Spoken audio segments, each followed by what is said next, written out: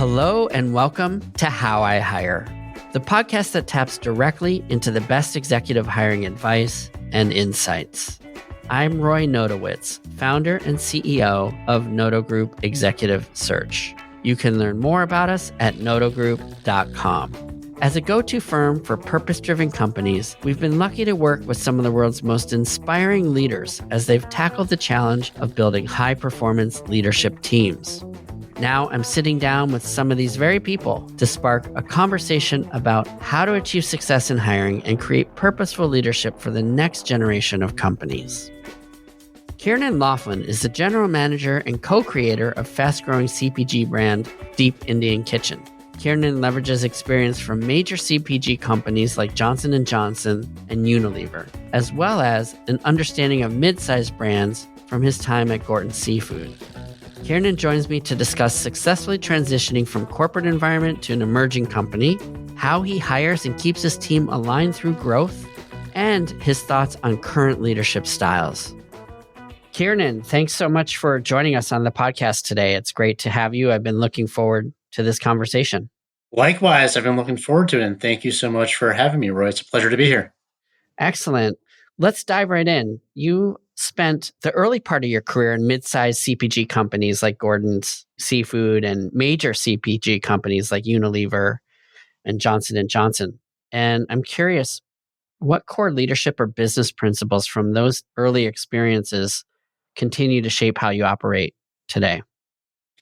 Yeah, I think we're all a product of our experiences to some extent. And I'm fortunate that I've learned from each of my experiences. And if I think back on it, Gorton's is a mid-sized company. It's not very process-driven or bureaucratic. And I learned to make decisions quickly there and also to wear many hats. And I think in contrast, big CPG, more siloed, move slower, but really great at training and teaching frameworks and process. And I still use a lot of the principles today. And from a leadership perspective, I've been really fortunate to work with some of the best in the world earlier in my career. And, conversely, some who were very smart and talented as individuals, but maybe not the best leaders. And I think by being exposed to both sides of that, I've learned what I aspire to replicate as a leader and frankly, what I wanted to avoid. And I'll give you one core leadership tenet I've learned is the importance of what I call situational leadership. And I think particularly in big CPG, a lot of people try to nail down their leadership type as one type. And it's in vogue to say you're a quote unquote servant leader, which isn't a bad thing. That can be a great thing. I think that is often said when you're focused on building your personal brand, which is true in big CPG, because frankly, you're going to move off your role in a couple of years in big CPG. But in a startup brand, it's more of a chaotic roller coaster where you're living and dying based on the business results. Your personal brand is the business brand, right? And one size of leadership rarely fits all. So I think the ideal is when you've been able to hire performers or high performers, they fit your culture.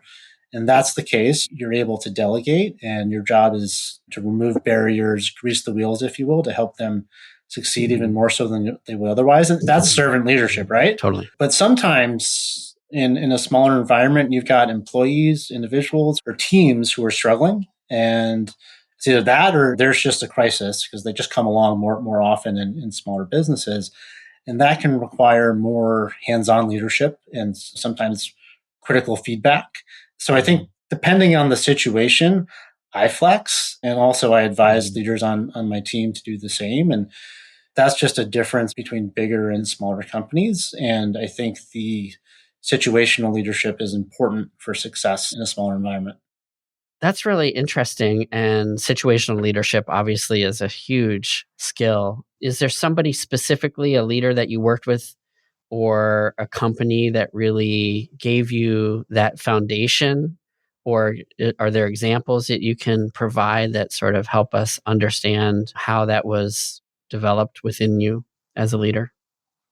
Yeah, I don't know if I would point to one individual that taught me that. I can tell you there were times in big CPG where you would sit down in workshops and try to develop your specific type of leadership style and develop your personal brand, which is very important in that environment. So I think a lot of it I've learned by doing on reflection and comparison between the styles that worked in smaller organizations and larger. And I also think you learn from your mistakes. I'm not afraid of mistakes, and I tell my team the same thing. So there's probably been times in my career where I've delegated too much in a given situation, had to zoom back in, and have learned through doing a sense of when's the right time to zoom in and when's the right time to zoom out. That's great. And what's the most surprisingly useful skill or lesson that you've learned or picked up outside of work that shows up in your leadership today, whether it was when you were sort of formulating your experience or just maybe being part of a sport or something? Is there anything that you can speak to in terms of how it's shaped your leadership? Yeah, you hit the nail on the head of the sports. So I was a college athlete. I played tennis for Boston College. And as an athlete, you learn to be competitive. Obviously, I am extremely competitive, but also you learn the importance of continuous improvement and the importance of identifying your mistakes so you can learn from them and get better. And also can't be afraid to fail, because as an athlete, if you play quote unquote not to lose, you end up losing. You have to play to win. So Yeah, you have to be willing to take risks. You have to be continually trying to get better and continually going for it and putting yourself out there. And it's the same when you're in business. You have to have continuous improvement. You have to learn from your mistakes. And that's part of the core values I instill in the teams that I lead and the cultures that I create. absolutely. That's a great example. Thank you for sharing that. So tell us a little bit about your role at Deep and how you work with your parent company and what you're there to do. What's your mandate? Yeah, so my role is I'm the general manager of the Deep Indian Kitchen brand, which I co created about 6.5 years ago and have been leading since launch. So I oversee the sales, marketing, operations, and finance, and all the finances for the business, which we've now grown about 12x over the last 6 years and gone from very unprofitable to now profitable. And we do have a parent company. Deep Indian Kitchen is an Indian brand. I am not Indian. There is a three-generation Indian family that's owned Deep Foods, the parent company, since 1977. And they are phenomenal in terms of product innovation and manufacturing, and historically had been serving the Indian American community in Indian American grocery stores throughout the US. What I run is the business that sells now in 22,000 stores across the US, not just in Indian grocery stores. So it used to be called the Tandoor Chef brand. We rebranded that to Deep Indian Kitchen and now have been growing a business in that vertical. So, what were some of the biggest mindset shifts that you had to make transitioning from some of those more structured corporate environments to now leading an emerging brand? There's a lot, and we could probably do a whole podcast on this, but I didn't know what it was like to move quickly and make decisions in the hallway. And I knew I preferred and operated better in places without a lot of bureaucracy, but it was still a transition, especially because, I've been with Deep now 6.5 years, and the business was formerly called Tandoor Chef. It was small, it was declining rapidly. Had to rebrand it. That certainly I'd done before. Huge. There wasn't a sales team when I joined. I was the sales team, and having been in brand management in my past, I'd of course been in sales meetings before, but it's a different thing to have to carry the bag. And Right. then there wasn't a P&L. I had to create the first P&L myself in Excel, and there were no budgets, there was no demand planning, there was no trade planning, there was no accrual accounting. So all of these processes and structures, I was wearing the hat of building those. So that was a pretty big adjustment. How many people did you have on the team at that time? And then how did you decide when and who to hire next? Initially, we had three people, including myself, Wow. and there wasn't anyone in sales, there wasn't anyone in ops, there wasn't anyone in finance yet. So part of it was we had to prove the product market fit with the rebrand and start to get some traction and be able to afford to hire more people. Clearly, we needed people to sell the product. So those were some of the first priorities. And then operations, I think, was a close second after that, to make sure if you sell the product, it'll be on shelf, it'll sell through. So, worked out some early plans. And as we've gone from there, so now about 30 people on the team, constantly looking at what are the new capabilities that we need to add and what are some of the gaps that we have today, and then working with my leadership team to figure out what's the big priority in terms of hiring. That's great. So, were there any other big mindset shifts that you had to make during that transition? Yeah. So one of the things that happens when you're in a growth stage business, and in the beginning of the business, it was turnaround problems and there was a fire every day and trying to hang on. But then we've got it into a rapid growth business, which comes with its own problems. And they're growth problems, which are good problems to have, but problems nonetheless. And when you're growing as rapidly as we have, and we've grown about 12x in 6 years, every few months it feels like a different business. So the big shift there as a leader versus leading a mature business is if you think about what's worked for you in the past, it's likely not going to work for you in the present, and it's certainly not going to work for you in the future. So you have to be continually evolving the operating model, continually evolving the resourcing of the model. So I've learned my playbook has to be very nimble. Often the people on the team need to evolve as you're building new capabilities, and the type of people that you have on the team need to be similarly agile. And if you don't get that right, you can fall off that growth trajectory. So, if you're hiring people who, let's call it, have this ability to evolve or be fluid within the context of a business that's growing and changing constantly, that's one thing. So, I'm curious, how you find, identify, or evaluate people to see if they fit that mold. But then also, if someone's not able to keep up and they reach sort of a point where they've maxed out, how do you know when that's the case too? So, do you have any sort of insights around specifically that type of person or leader that you're hiring on your team and their ability to adapt and evolve and move with the business? The reality is not everybody can do it. And it's one of the most painful processes that you go through as a leader of a growth business, where sometimes you have people who've been outstanding for you in an earlier stage, and you get to a stage where they're no longer as good of a fit for where you need to go. And in some cases, you're able to find another role for them and help them stay with the organization. In other cases, you have to have hard discussions where you talk about what's the right way to be thankful for what you've done for the organization while helping you find another role externally. And that has happened. And I would say it's really hard to identify those because if you're in a smaller environment, you tend to have personal relationships with the people on your team and it's emotional. Yeah. And they've been through a lot with you. So those are really tough discussions and decisions. And typically, a few months after a separation has happened that you probably should have done it sooner, but because of that connection, you've delayed it. And Yeah. in terms of finding people who can, quote unquote, scale with you, that's hard to do too. But one of the easier ways to identify it, just from a paper perspective, is someone who's worked in multiple stages of business. So someone who's worked in a bigger company, maybe they've worked in a mid-sized company too, and they've worked in an early stage brand all the way through to a growth stage or a mature brand. If they've seen those life cycles, then they've got a sense of what it takes to evolve as you scale up the business.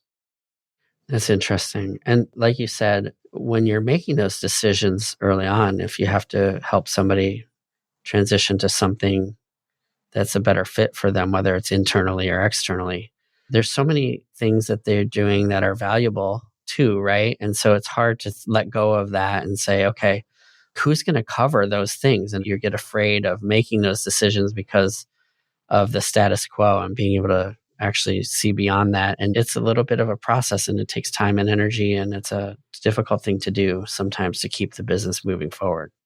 100%. And the smaller your business, I think the more important each individual's contribution to that culture is. Yeah, So when you absolutely. have someone who's fit in with your culture and helps build that, it makes it all the more challenging to roll the dice and say, hey, we might want to bring in someone externally, but you're never 100% right across every search that you do for bringing someone in. You may upset the apple cart a little bit in terms of culture.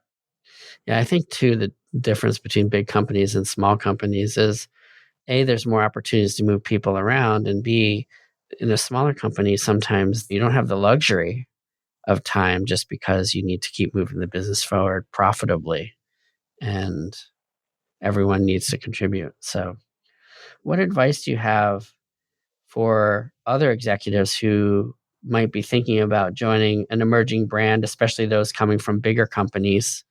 That's always a great thing to have on your resume, big and small companies, but some people can make that leap, others can't. Some people want to, others don't. So what's your advice? Yeah, it's funny, and I'm sure you know this quite well, but most people in emerging brands, they want to hire people with a classical big CPG background plus one startup experience. Generally, people don't want to be the first one because there's actually a high failure rate. And Yeah, it's a shock to the system. it is. It's a total culture shock. And people think it sounds glamorous to have less red tape and move faster. And that's the stereotypical answer for why to go from big to small. But the reality, it's rarely a fit for big CPG people, particularly those who've been there for a long time, because the people who thrive there tend to be very structured, pretty risk averse. The longer they're there, the more they're reliant on other people to get things done. And they're not used to operating in an environment where there's a lot of ambiguity. So what happens is, yes, that less red tape is a pro and you move a lot faster, but there are a lot of cons. And in comparison to a more predictable, mature, stable environment in big CPG, it's pretty chaotic. It's a roller coaster, and the highs are a lot higher and the lows are a lot lower. And to succeed as a leader, you have to be very decisive. You have to be able to rely on your gut. You may not have the reams of data that you typically had Right. in a bigger environment, and you may not have 15 other leaders to bounce ideas off of and get consensus, which is also how you move faster. But you also have to be pretty willing to be humble. There's a lot more you have to do yourself, and you sometimes have to take out the proverbial trash and sometimes maybe the literal trash because you're going to lack the resources, and you also may not know as much as you thought you knew. You have to connect a lot of different dots in areas that maybe you had teams or people focusing in on and didn't have to really think about or make those connections, but they happened automatically. Right. And in a big company, there's always quote unquote people for that. And in a small company, you are the people for that. And you have to be willing to admit, maybe you don't know something. You better build a network of friends that can help give you advice on what to do. So I'm curious, what kind of guidance or advice would you have for those people who are trying to hire in an executive or a leader and are interested in trying to evaluate or figure out if they can make that shift? Maybe it's the first time they've done it.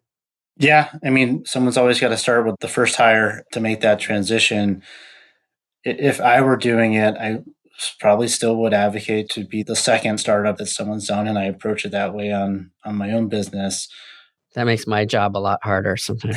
But I'll give you a but. I think if it's a category that someone's currently in, if it's a business that's at the inflection point where now they have to become more professionalized and more sophisticated versus a sub $10 million brand, once you get a little bit larger, now some of those big CPG tools start to come into play.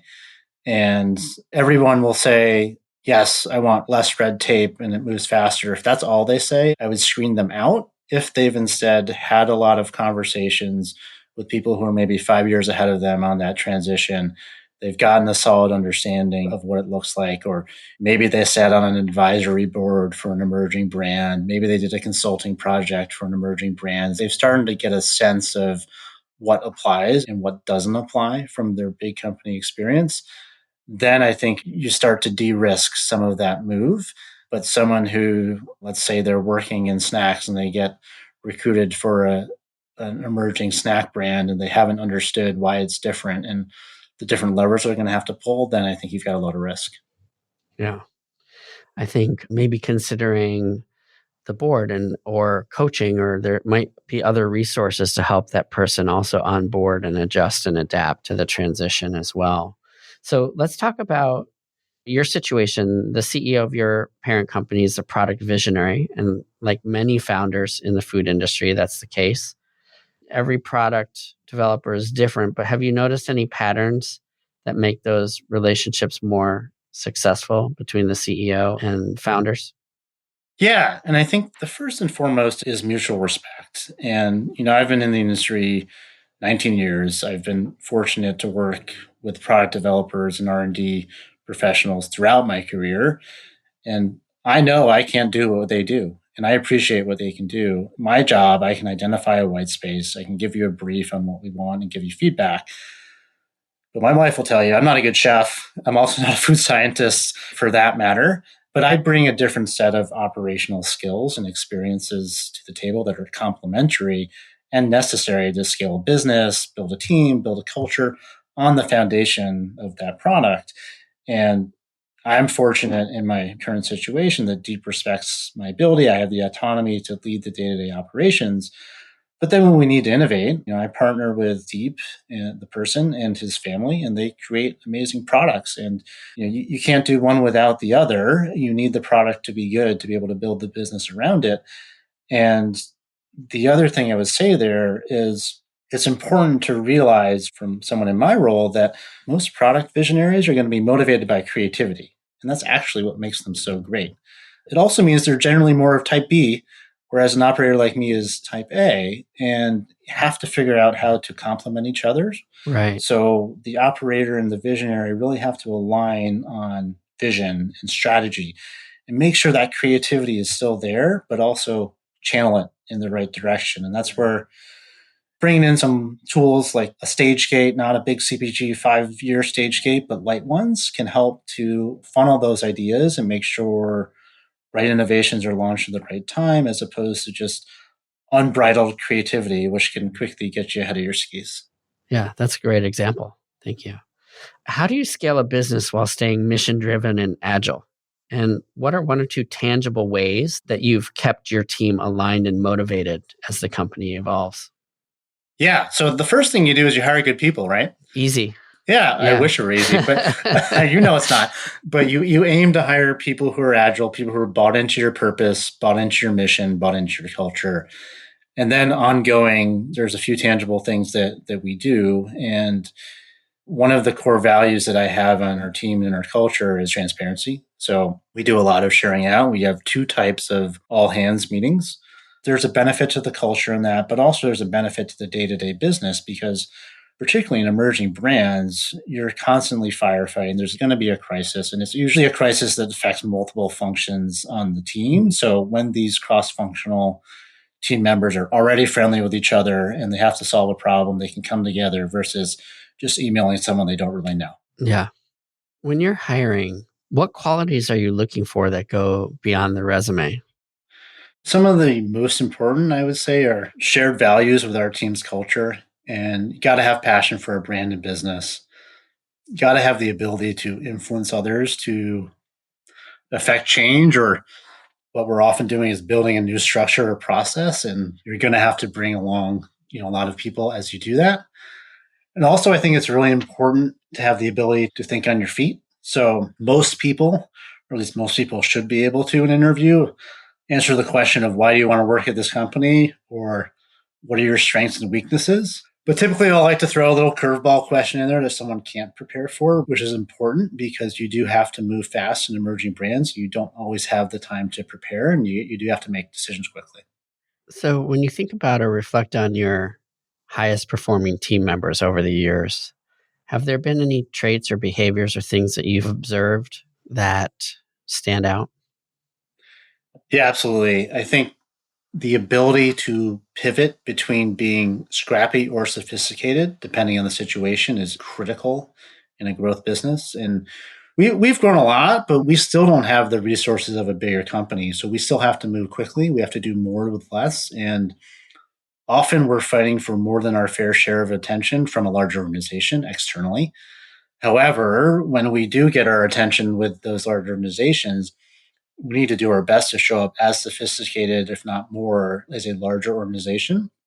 And then internally, we need people who are selectively able to add more sophistication to our internal systems or processes, but essentially lighter versions of what big companies have. So it's important that someone we hire has a good understanding of when to be scrappy, when to be sophisticated, and the difference between the two, because we have to go back and forth all the time. Yeah. So, what learnings or insights have you gained from reflecting on past hiring successes, or maybe more importantly, hires that didn't work out? Well, I love talking about the successes, but the reality is hiring's hard. You know this. And no one gets it 100% right. So everybody has both successes and failures. And I think the key is trying to maximize the probability of that success. Exactly. Yeah. So to do that, what we've done is standardize the approach, which is especially important when you're hiring quickly. Maybe some of your hiring managers are earlier in their career, they haven't hired much before. And aside from trying to avoid just hiring the wrong fits, one of the biggest challenges we've had in the past, because we're growing rapidly, is if we're searching for a job, it's because we need to fill that job and we need to fill it pretty urgently. And if we can't fill a job fast enough, let's say a search that should have taken 2 or 3 months now takes 6 or 7 months, then two things happen. One, we have an execution issue because we're not able to resource the business we need to. And two, you start to create burnout on the current team because now they're doing two jobs. So the solution we found to that is putting in more time on the upfront, aligning upfront on the job description. We have a recruiting brief, so similar to a creative brief if you're a marketer, and that's disseminated both internally in a discussion and externally if we work with a recruiter. And then spending a lot of time on calibration. And all of that is particularly when you're moving fast in the business and you're trying to hire because you need more resource, it feels like a big time commitment, but it actually makes the search go smoother and take less time end to end. Because if you don't invest that time up front in aligning, then often you get midway into a search, you're off track, you have to hit the reset button, and it makes a small problem become a bigger problem in terms of your staffing. Yeah. I mean, I'm a huge fan of structure first and being consistent and putting that thoughtfulness and that consideration on the front end, really, and then aligning that across the team with the brief. That's brilliant. And that's, I would say, a best practice for other people to emulate if they're not already. What part of Deep Indian Kitchen culture makes you most proud or is the most fun? I'm most proud when we get to promote people. Those are the best days. And been fortunate this year already, I believe 7 people that we've promoted, which is a lot. Our team's about 30. And when we promote people, not only is it a thrill to celebrate them and their individual development, but it also shows that our processes have worked. We've done the right thing in terms of hiring the right people who fit our culture, and then they've been able to thrive in it, and they've contributed to our growth, which has now opened up a bigger role, and they've now shown the ability to step into that bigger role. So it's a great sign when we see a person is thriving and growing, the business is thriving and growing, and that creates new opportunity, and that's really the best. That's the most fun. When I joined and the brand was called Tandoor Chef, we had about a 13% share of frozen Indian food nationwide. We now have a 47% share Wow. nationwide. That's amazing. So dramatic growth. And that allows us really to play even more so with our purpose, where it was always about representing the Indian culture through food and getting more people to appreciate it, and even sometimes correcting misperceptions. Now, from a business perspective, that's our only choice because when you have a 47% share, you're not growing by gaining share from other people. You have to grow the pie. So we're at a really fun stage in our business where it's about how do we use marketing to create more awareness for frozen Indian food? How do we use innovation to create more occasions to consume Indian food? That's really fun when you think about it. That's our purpose. And every product that's sold by Deep benefits the Deep Kiernan Foundation, which is a foundation that helps underprivileged children in rural India get access to education. We can talk for a long time about that foundation and how emotional it is and how uplifting it is. But the reality is there's no school bus that picks up kids in rural India. And a lot of times they don't get to go to school. So the foundation steps in and provides transportation, it provides books, it provides food, and allows people to have upward social mobility, which is really powerful. That's amazing. We'll make sure to have a link to that so anyone who's interested in learning more can learn more. You have a strong mission and purpose. And I'm curious if there's a recent moment, whether it's big or small, that reminded you of why this work that's happening, whether it's with the foundation or within the business itself, matters. Yeah. Every so often, I will hear on social media or in person from someone who is Indian, and I'm not, that they're proud of what we're doing and they're excited to see their food and their culture being represented by us in more places than they've seen it before. And that's a lot more than selling food in a box. What advice do you have for the next generation of CPG leaders? My advice is if you aspire to a career in CPG, whether you want to go in the startup space or whether you want to build a career in the corporate space, is to in fact start your career in a big company environment where you can get classical training. And if you want to go to startups long term, just be aware that you don't want to spend too much time in the big company environment because you don't want to lose the ability to be scrappy and do things yourself anymore. But it is extremely helpful to be able to learn best practices and frameworks from big companies and also observe what slows them down sometimes and makes it harder for them to innovate in certain ways. So then you learn both how to be disruptive and how to be selective about when to add some of that sophistication, some of those big company best practices to your business as they scale, but doing so in a way that you don't slow down a business. What are you excited about as you think about the future and what's next for you? The Deep Indie Kitchen business, it's in a really fun stage. We've been growing rapidly.